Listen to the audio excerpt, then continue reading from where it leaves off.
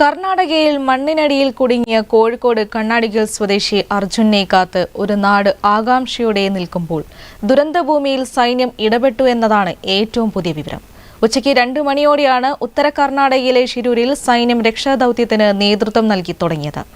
കനത്ത മഴ രക്ഷാപ്രവർത്തനത്തിന് വീണ്ടും തടസ്സം സൃഷ്ടിച്ചു. അതീവ ദുഷ്കരമായാണ് രക്ഷാപ്രവർത്തനം ഇപ്പോഴും പുരോഗമിക്കുന്നത്.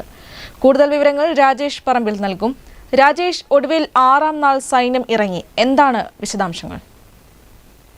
അഭിരാമി, ഏറ്റവും ഒടുവിലത്തെ വിവരമനുസരിച്ച് ഏറെ നിരാശ നിറഞ്ഞ ഒരു കാര്യമാണ് കർണാടകയിലെ ദുരന്തഭൂമിയിൽ നിന്നും പുറത്തുവരുന്നത്.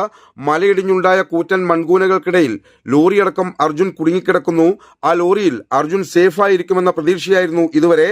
എന്നാൽ GPS സിഗ്നൽ ലഭിച്ച ആ ഭാഗത്ത് ലോറി ഇല്ല എന്ന ഏറെ നിരാശ നിറഞ്ഞ ഒരു വിവരമാണ് ഇപ്പോൾ പുറത്തുവരുന്നത്. ഇനി മണ്ണുമാന്തിയുള്ള രക്ഷാദൌത്യം തുടരുമോ എന്ന കാര്യത്തിലും വ്യക്തതയില്ല. ആ ഭാഗത്ത് നിലവിൽ 98% മണ്ണെടുത്ത് കഴിഞ്ഞിട്ടുണ്ട്. ഇവിടെ ഇനി പരിശോധന വേണോ എന്ന കാര്യത്തിൽ സൈന്യമാണ് തീരുമാനമെടുക്കേണ്ടത്. അതിൽ തീരുമാനം വന്നിട്ടില്ല. ഇനി പുഴയിൽ തിരച്ചിൽ നടത്തുക എന്നതാണ് രക്ഷാദൌത്യ സംഘത്തിന്റെ തീരുമാനം. ഇതിനായി നാവികസേനയുടെ സഹായം തേടും. പ്രദേശത്ത് മണ്ണിടിച്ചിൽ സാധ്യത ഉള്ളതിനാൽ വീണ്ടും മണ്ണിടിഞ്ഞുകൊണ്ടിരിക്കുന്നതിനാൽ രാത്രിയിൽ ദൗത്യം തുടരില്ല എന്ന വിവരം കൂടി പുറത്തു വരുന്നുണ്ട്. രാത്രിയിൽ കഴിഞ്ഞ ദിവസത്തെ പോലെ തന്നെ രാത്രിയിൽ ദൗത്യം ഉണ്ടാകില്ല എന്ന ഏറെ നിരാശ നിറഞ്ഞ മറ്റൊരു കാര്യം കൂടി പുറത്തു വരുന്നുണ്ട്. GPS ട്രാക്കിങ്ങിന് പുറമെ റഡാറിൽ ഇന്നലെ ലോഹഭാഗങ്ങളിൽ നിന്ന് കരുതുന്ന ലോറിയുടേതെന്ന് കരുതുന്ന സിഗ്നൽ ലഭിച്ചിരുന്നു. ആ ഭാഗത്തും അർജുൻ സഞ്ചരിച്ച ലോറി കണ്ടെത്തുവാൻ സാധിച്ചിട്ടില്ല എന്ന ഏറെ നിരാശ ഉളവാക്കുന്ന മറ്റൊരു കാര്യം കൂടി, ഒരുപക്ഷെ പ്രതീക്ഷക്ക് ഏറെ മങ്ങലേൽപ്പിക്കുന്ന വേദനിപ്പിക്കുന്ന ഒരു വിവരം കൂടി ദുരന്തഭൂമിയിൽ നിന്നും പുറത്തേക്ക് വരുന്നുണ്ട്. ഇനി പുഴയിലെ മൺകൂനകൾ കേന്ദ്രീകരിച്ചുള്ള ഒരു തെരച്ചിലിന് മാത്രമാണ് ഇപ്പോൾ ഒരു സാധ്യത കൽപ്പിക്കപ്പെടുന്നത്.